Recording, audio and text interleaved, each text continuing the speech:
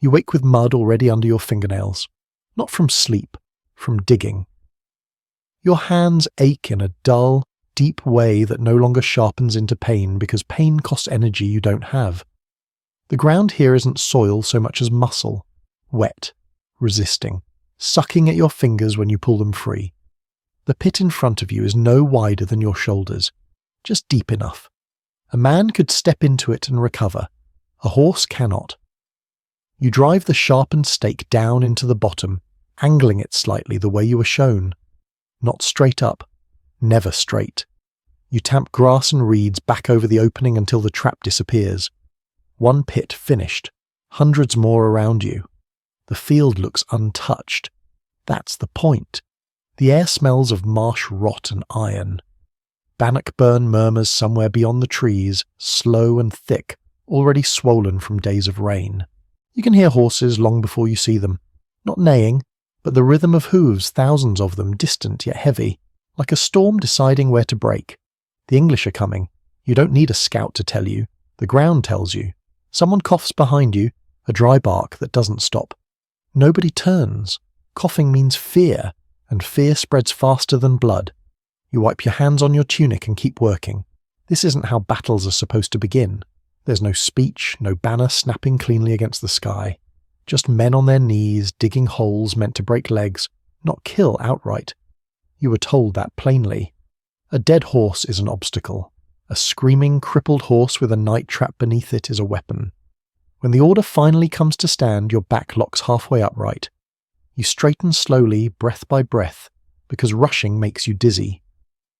Across the clearing, other men rise the same way, faces grey with exhaustion, eyes ringed dark as bruises. No armour worth naming. Wool, leather, whatever could be strapped on without slowing movement. Spears taller than any man here, their shafts rough against your palms. You test your grip. Sweat makes the wood slick already, and the day hasn't begun. The trees thin ahead. Beyond them lies open ground, treacherous with pits you helped dig. Beyond that, the marshland slopes downward, narrowing between watercourses. You don't know the word for it, not yet, but this place is a throat, and you are the bone stuck sideways in it. A murmur runs through the line, not panic, not courage. Calculation. Men judging distance, footing, weight. You drop to one knee with the others, the spear butt biting into the earth. The angle matters. Too steep and the horse rides up the shaft. Too shallow and it drives you backward. You remember the demonstration. A log rolled downhill. The way the spear caught and stopped it cold. The first English banners break through the tree line opposite you, bright as coins in sunlight that finally finds the field. Red and gold. White crosses. Armour flashes so hard it hurts to look at. A blaze of reflected light that turns men into moving mirrors. You feel suddenly small, not because they are braver, but because they are heavier. Mass is confidence. Mass is noise. Their approach turns the ground alive beneath your knees. Someone laughs on their side. You can hear it clearly. Too clearly. The horses come on at a walk at first, controlled, contemptuous. Knights sitting deep in their saddles, lances upright, easy. You can smell them now, sweat, leather, manure. The sound changes as the front ranks reach the first hidden pits. A sudden hollow thud.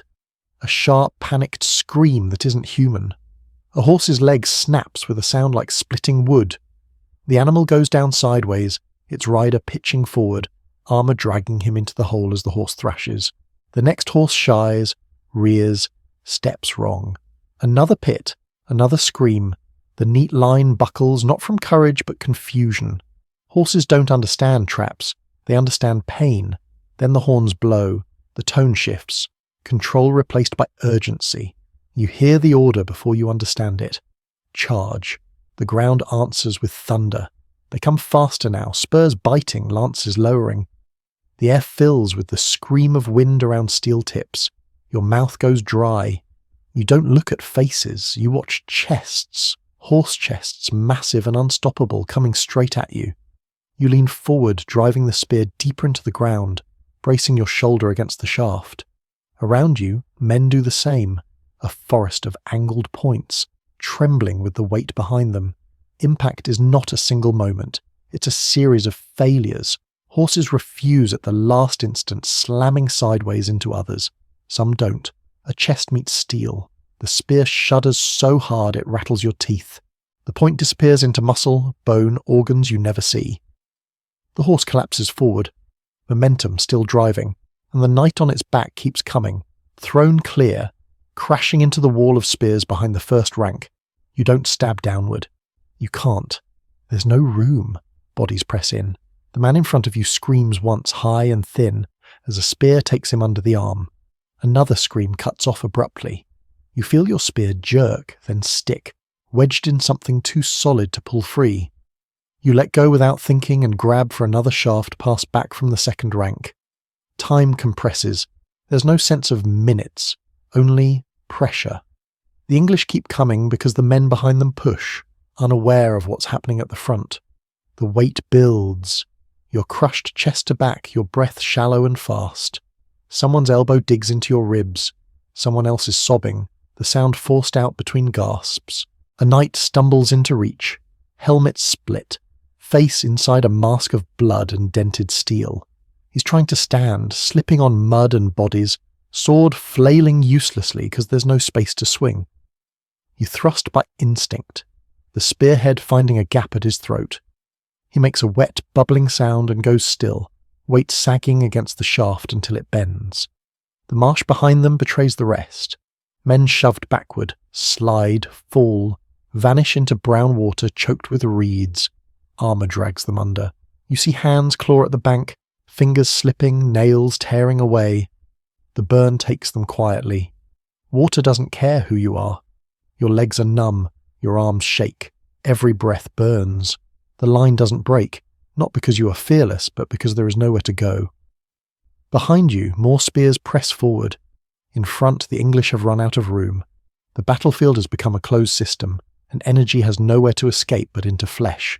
When the pressure eases for the first time, it's not victory you feel, it's nausea. You gag, swallowing bile, eyes stinging from sweat and smoke and the metallic stink of blood.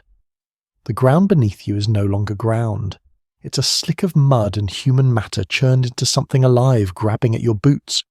Somewhere to your left, a horn sounds again, frantic now. Orders you can't hear over the noise. The English cavalry is done.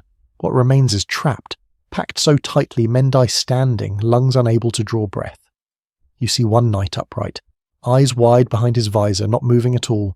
When he finally tips forward, he doesn't fall. He's held in place by bodies. You tighten your grip on the spear. Your hands no longer feel like yours. The day is still young. You think the worst is over. That's the lie that nearly kills you. The pressure eases, just a fraction, enough for breath to come back sharp and painful. Men sag where they stand, shoulders slumped, arms trembling from holding weight that never should have existed. You feel lightheaded, like you've been underwater too long. Your ears ring, a thin whine that won't fade. Around you, the line holds, but it's no longer clean. Spears are broken, shafts splintered where horseflesh and armour overwhelmed wood. The ground is churned into something slick and treacherous, each step an argument with gravity. Then the arrows start. There's no warning horn this time, no dramatic shift, just a hiss, like 1,000 insects released at once. You hear them before you see them. The sound is wrong, too light for something that punches through flesh. A man 2 ranks ahead jerks backward, an arrow buried in his cheek, its fletching fluttering as he collapses. Another takes one through the thigh and screams high and animal until someone drags him down and away from the line. You duck without thinking, shoulders hunching, chin tucked. The formation tightens instinctively, men pressing closer, shields angling up where there are shields to angle. You didn't come prepared for this. None of you did. Spears are for horses. They don't stop the sky. The arrows fall unevenly. Not a perfect rain, but a ragged pattern. The English struggling to find space, to see targets through the crush of their own men. Still, it's enough. Each impact sends a jolt through the line, a reminder that standing still is death just as surely as running. Orders ripple down, not shouted so much as pushed from mouth to ear. Move, forward, now. The formation shifts, slowly at first, then with gathering confidence. You step when the man to your left steps, keeping the angle, the rhythm. This is the thing you trained for without knowing its name. Moving while holding the wall. Every step forward is a theft of space, taken from men who have none left to give. The English infantry in front of you are no longer soldiers in any meaningful sense. They are bodies pressed into shapes by pressure, faces slick with sweat and fear, eyes darting for exits that don't exist. Some swing blindly, blades glancing off spear shafts or burying uselessly in bodies already dead. Others simply brace, hands out, palms flat against the wall of wood and steel, trying to stop it the way you stop a flood with fingers. You push. Your legs scream. Your calves feel like they're tearing loose from bone. Every step forward means lifting your boots out of suctioning mud, planting them again before they slide. You can't look down. Looking down makes you slip. You focus on the back of the man ahead, on the rise and fall of his shoulders, on matching his pace. The arrows falter, then stop. You don't know why yet. You only feel the shift, the sudden absence of that insect hiss. Something else replaces it, shouting from the English flank, sharp and panicked, then a roar that's closer, lower. Horses again, but lighter, faster. Not the thunder of mass, but the crack of speed. A cheer ripples through your line, restrained but fierce. You don't turn to look. Turning breaks formation. You learn later what happened. That men with bows, deadly at distance, were suddenly just men, caught without space, without armour, without time. All you know now is that the sky has stopped trying to kill you. The pressure increases. With the arrows gone, there's nothing to slow the advance. The wall moves. The English give ground because the alternative is to be trampled by their own. You feel it when the crush begins again, a terrible feedback loop. The men behind push because they think forward means safety. The men in front are already out of air. Somewhere in between, ribs crack, lungs collapse. You see a knight's visor fog from inside as he struggles to breathe. His gauntleted hands claw at his own throat, fingers slipping on steel slick with other people's blood.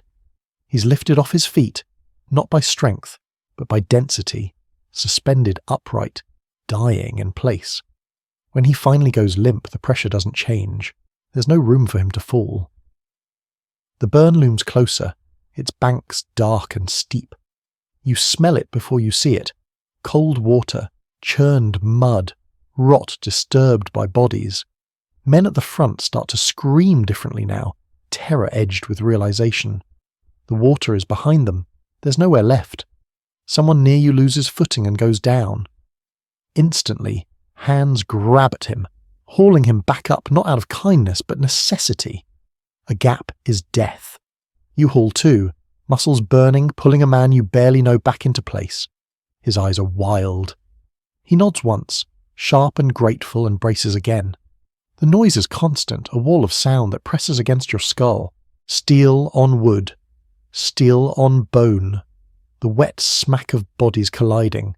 Screams that cut off abruptly, replaced by others. You don't hear commands anymore.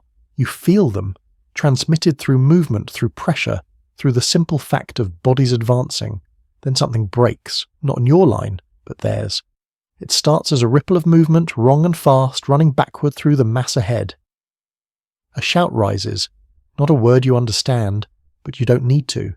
Panic sounds the same in every tongue. The men in front twist, trying to turn, colliding with those behind who still push forward. The system fails. Energy reverses direction. You feel it as a release, sudden and dangerous. The pressure drops too quickly. Men stumble forward into space that wasn't there a moment ago. You nearly fall, catching yourself on your spear, heart hammering. Someone shouts to hold, to keep formation, but it's already loosening. Beyond the crush, on higher ground, you glimpse movement. Shapes cresting a rise, banners maybe. Weapons lifted, flashing. The English see it too, and whatever they think they see finishes them. The panic becomes flight. They try to run. Running in a crowd is worse than standing. Bodies collide, trip, pile. Men shove others down to climb over them. Armour drags the fallen underfoot. The burn claims more, water closing over helmets, bubbles breaking the surface briefly before stopping. You advance into chaos now, not a wall but a surge. Spears are dropped, hands reaching for swords, axes, anything shorter that can be used in the crush. You don't chase far. You don't need to. The field kills for you. Mud, water, weight. Physics does the work. Your arms feel like lead. Every swing is slower than the last. You move on instinct, on proximity, striking shapes that move toward you, stepping over shapes that don't. The idea of mercy never enters your mind. There's no room for it here. At some point you realize you're screaming, a raw sound torn out of you with every breath. You don't know when it started. You don't know when it stops.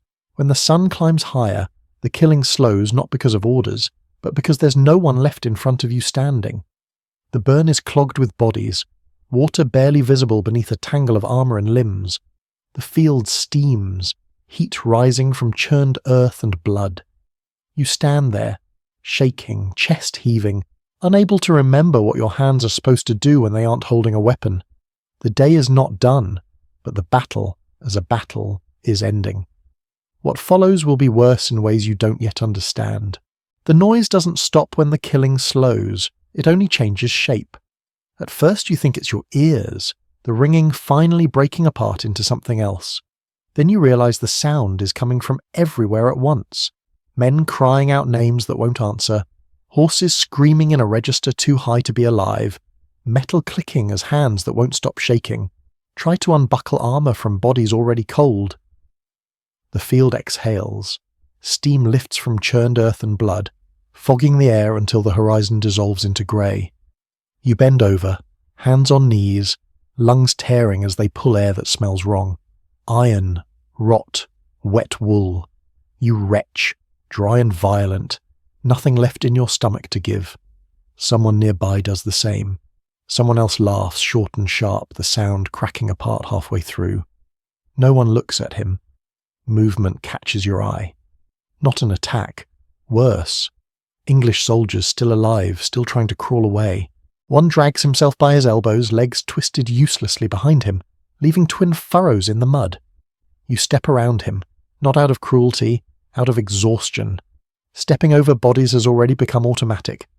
Behind you the line dissolves into clusters, men leaning on spears like canes, others sitting hard where they stand, boots sinking slowly as if the ground is trying to reclaim them.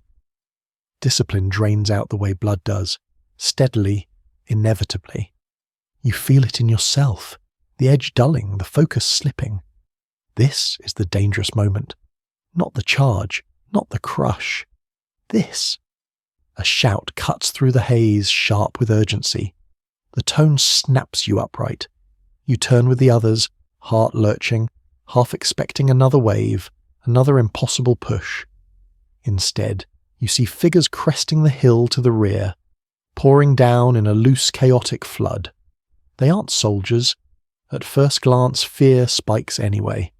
Movement means threat, but then you see what they carry. Pots, poles with blankets knotted at the top, tools that were never meant to cut flesh. Faces you recognise, not from the line but from the camp. Cooks, boys too young to fight, men whose job was to shoe horses, not stab them. They come shouting, not words but noise, banging metal against metal, a wild, uncontrolled roar. It washes over the field like a second wave. You feel it hit the English remnants harder than any spear. Those still on their feet turn, see figures charging down the slope, and whatever fragile order remained inside them shatters completely. They run. Not away in formation, not even in the same direction. They scatter, colliding with each other, slipping, falling, dragging each other down. Some throw away weapons to run faster, some claw at armour straps, ripping buckles free, steel dropping uselessly into the mud with heavy final sounds. You move forward again, but this time it's not the wall. It's the chase. Your legs protest, cramped and stiff, but momentum carries you. The men you pursue are already beaten by the ground. They slide into the marsh, sink to their knees, to their waists. Panic makes them thrash, sucking themselves deeper. You don't need to strike most of them. You step past, letting the mud finish the work. A knight stumbles ahead of you, helm gone, hair plastered to his skull with blood and sweat. He turns, eyes locking on yours.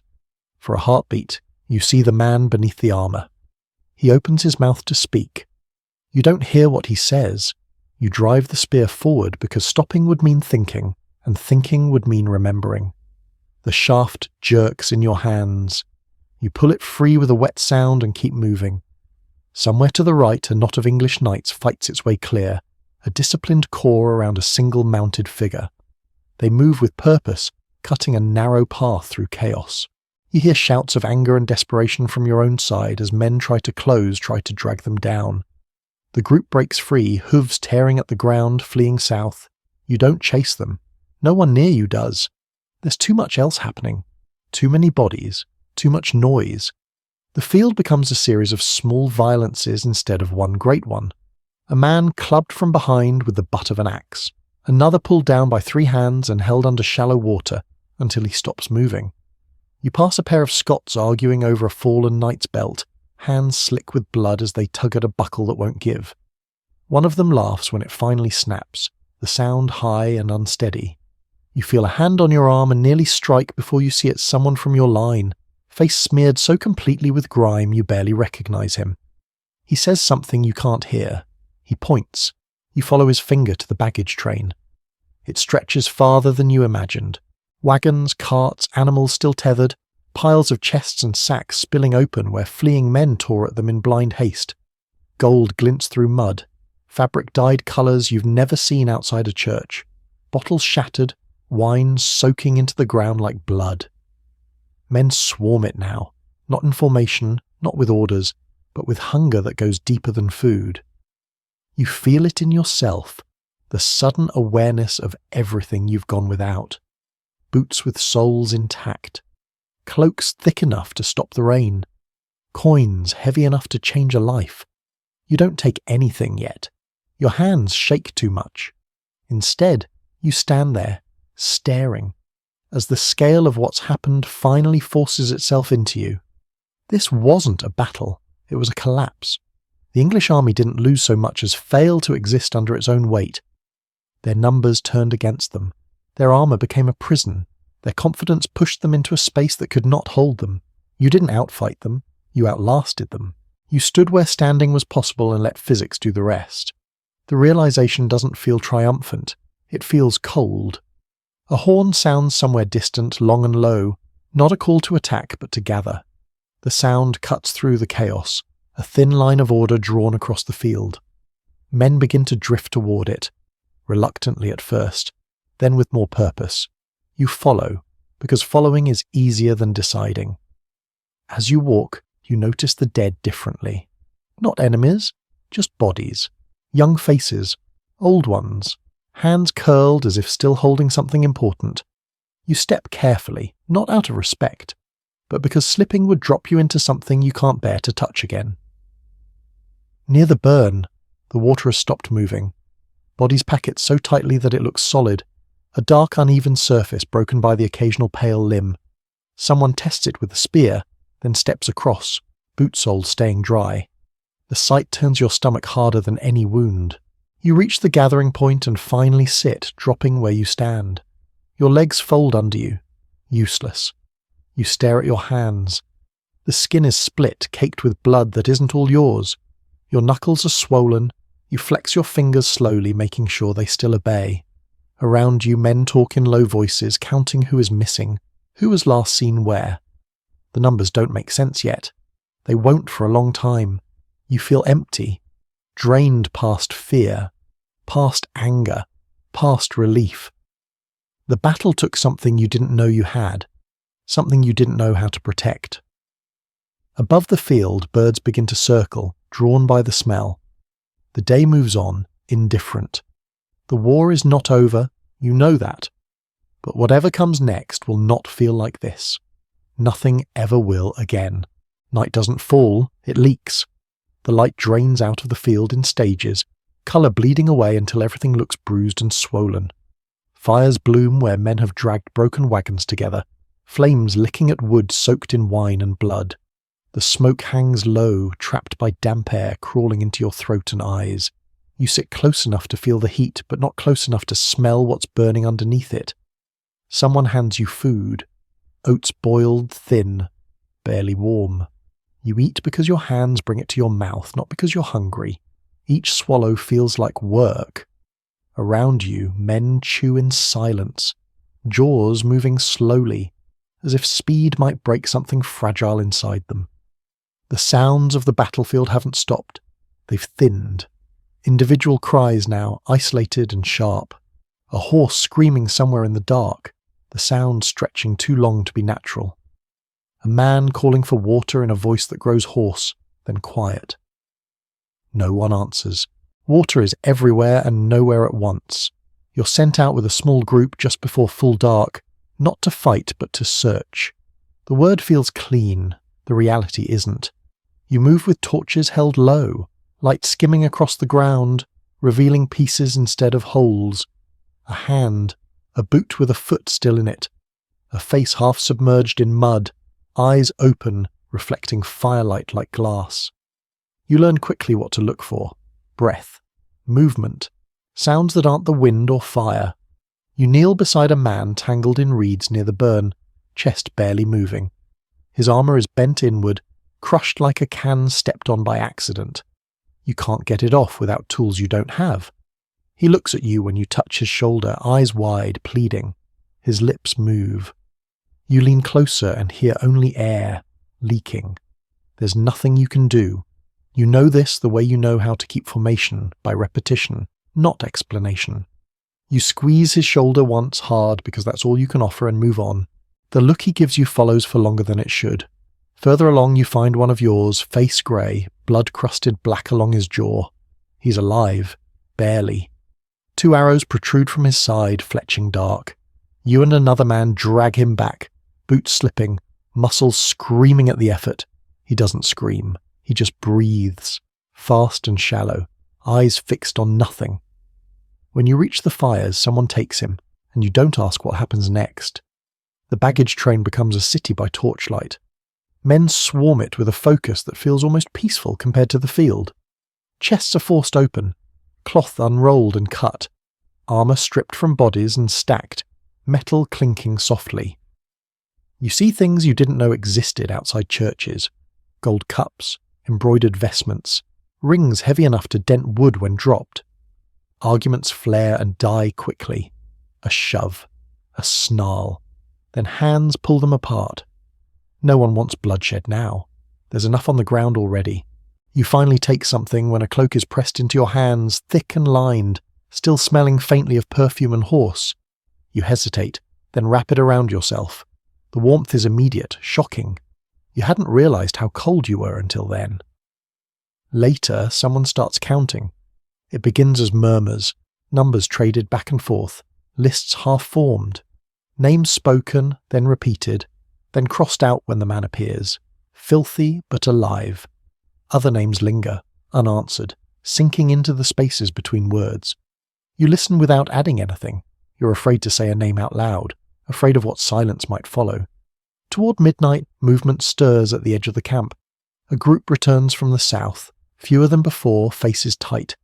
They speak quietly with the men who matter, voices low and urgent. You don't hear the details, but you catch fragments. The king escaped, slipped away under guard, gone. The news lands softly. No one cheers, no one curses. It feels distant, almost unreal. The man you fought wasn't a king. He was weight. He was pressure. He was the ground giving way beneath too many feet. Titles don't change that. You lie down eventually, wrapped in the stolen cloak, head resting on something you don't look at closely. Sleep comes in short bursts broken by noise and images that snap you awake, heart racing. Every time you close your eyes, you're back in the crush, lungs burning, bodies pressing from all sides. At dawn, mist clings to the field, thick and white, muting colour and sound. The burn is hidden beneath it, a suggestion more than a thing. Birds cry overhead, bold now, hopping close to the edges of the camp. Men throw stones at them half-heartedly. The birds don't go far. Work resumes with the light. Bodies to move, fires to tend, decisions to make about what stays and what goes.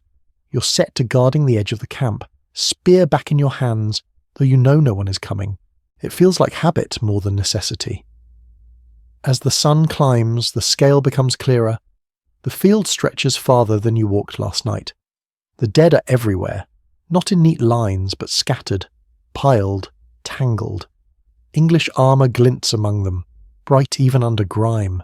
You see faces turn toward the sky, mouths open as if still arguing with it. Near the burn, men stand staring, silent. Someone steps out onto the bodies again, crossing without sinking. It shouldn't be possible. It is. You realize then that this place will never be clean. Rain will come, grass will grow, but the ground will remember. It always does. Orders pass to break camp before the smell worsens, before disease takes hold.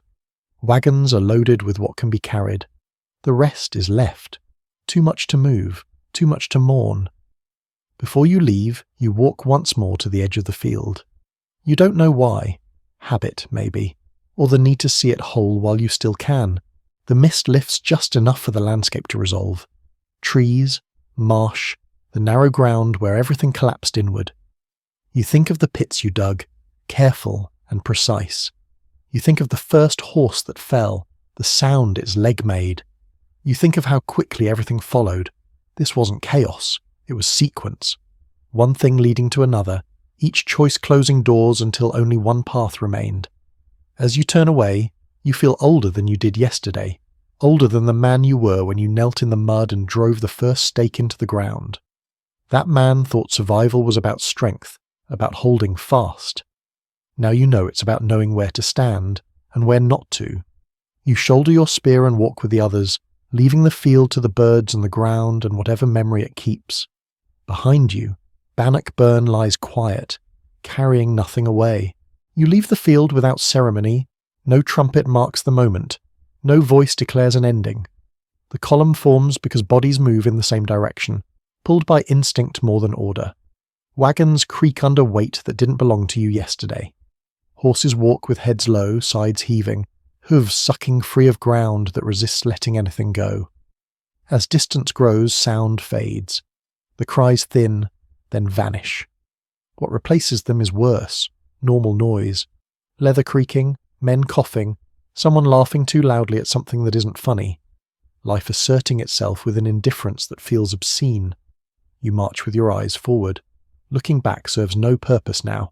The field has taken what it will take. It doesn't need witnesses anymore. By midday the smell lifts, carried away by moving air and moving feet. Hunger arrives late, creeping in after exhaustion has hollowed you out. When you stop, briefly, to drink, the water tastes clean enough. You swallow fast, afraid it might change its mind. Conversation returns in fragments, not about tactics, not about kings, about boots that don't fit, about a horse that survived 3 arrows, about a brother not yet accounted for. Words circle around what happened without touching it. No one wants to be the first to say it aloud, to give shape to something that still feels unstable. When someone finally does, when a man says, quietly, "We held," it lands heavier than any cheer. Heads nod. A few men close their eyes. No one smiles. The days that follow blur together. Movement stops, counting, recounting. The work of turning a victory into something survivable. Wounds fester. Some men don't wake. Others wake screaming and have to be held down until the shaking passes. You learn to recognize the sound before it starts, the sharp intake of breath, the way hands clench. At night, fires burn smaller. Talk fades sooner. Everyone is listening, even when nothing's there to hear. You sleep wrapped tight, spear within reach, though you know no attack is coming. The body doesn't believe what the mind understands. News travels faster now. Messengers come and go. Words like treaty, ransom, recognition float through camp, abstract and distant. They mean less to you than dry socks and a knife that still holds an edge. Whatever the world decides to call what happened, you were there. You felt it. Names don't change the weight of it. Once, days later, you pass a group of English prisoners under guard. Fewer than you expected. They look smaller without armour, wrapped in borrowed cloth, eyes hollow. One of them meets your gaze, then looks away. You feel nothing sharp, no anger, no satisfaction, just a dull acknowledgement. He survived a thing that killed most of the men he stood with. That's all that connects you now. The land opens as you move north. Hills rising, air thinning. Grass replaces mud underfoot. It feels wrong, walking on ground that hasn't been torn apart, that hasn't swallowed men whole. Your feet adjust slowly, like they're relearning how to exist. At a stream one evening, clear and fast, you wash your hands properly for the first time. Blood comes away in cloudy ribbons, revealing skin beneath, pale and split. You scrub until it stings, until your fingers ache. When you're done, your hands still don't look like they belong to you. You sit on the bank and watch the water carry small things downstream, leaves, foam, a broken twig. It moves easily, unconcerned. You envy it. Someone sits beside you without speaking. After a while, he hands you a piece of bread, thicker than usual. You take it, nodding once. The exchange feels important, though neither of you could say why. Later still, when camp quiets and the stars come out sharp and cold, you lie awake and think about the moment you knew the line would hold. Not when the first horse fell, not when the arrow stopped. Earlier, in the pits, in the mud. When you realized the ground itself had been made to choose. That's what stays with you. Not the faces, not the sounds. The understanding that survival isn't always about fighting harder. Sometimes it's about deciding where the fight will happen long before the enemy arrives. About forcing a choice that leaves no good options on the other side. Weeks pass. The shape of life begins to resemble something familiar. You walk different routes. You sleep without jolting awake every hour. Laughter sounds more like laughter again, less like something breaking. But certain things don't fade. The way you measure space instinctively, always noting narrow ground, always aware of how many bodies could fit between here and there. The way you watch feet instead of faces. The way silence feels temporary, something that can be crushed if enough weight leans on it. One morning, you wake before the others and step outside the camp alone. The air is cold and clean, the sky washed pale. You stand there, breathing, feeling the ground solid beneath you. For a moment, it's almost enough. You know stories will spread.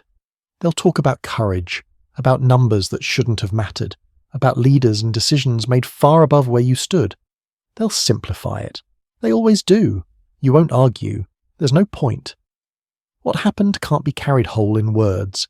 It lives in muscle memory, in the way your hands still tighten around a shaft when you hear sudden noise, in the way you still feel pressure where none exists.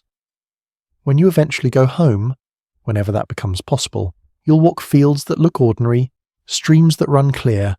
You'll dig again, maybe for planting this time, and feel the earth resist, then yield. The sensation will stop you for a moment. You'll breathe through it and keep going. The world didn't end at Bannock Burn. It narrowed violently, then opened again. You passed through the narrow place and came out changed, carrying something invisible that weighs more than any armor. You shoulder that weight now as you shouldered the spear, because setting it down isn't an option. You survived the crush. That will have to be enough.